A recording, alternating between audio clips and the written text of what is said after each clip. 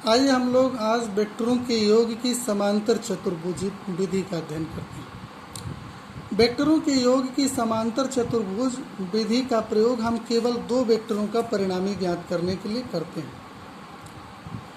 ये वास्तव में ये भी त्रिभुज विधि का ही विस्तार होता है, लेकिन ये उपयोग में थोड़ा सरल हो जाता है।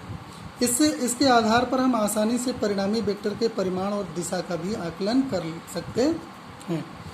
मान लीजिए वेक्टर ए को वेक्टर बी के साथ जोड़ना है, तो समांतर चतुर्भुज विधि ये कहती है कि अगर दिए गए वेक्टरों को किसी समांतर चतुर्भुज की दो आसन्न भुजाओं के रूप में व्यक्त किया जा सके, तो उनका परिणामी समांतर चतुर्भुज के उस विकर्ण द्वारा प्रदर्शित होता है जो वेक्टरों के कटान बिंदु से होकर गुजरता है।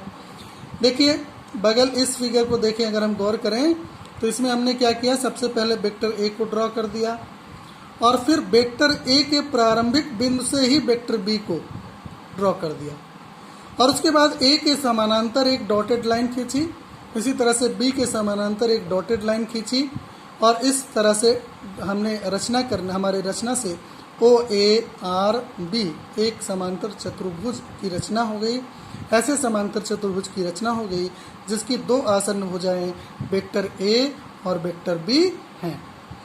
इसलिए इस समांतर चतुर्भुज का जो विकर्ण है, एक विकर्ण है ओ आर, ये दोनों वेक्टरों के कटान बिंदु से होकर गुजर रहा है। तो समांतर चतुर्भुज विधि के अनुसार यही विकर्ण परिणामी को प्रदर्शित करेगा।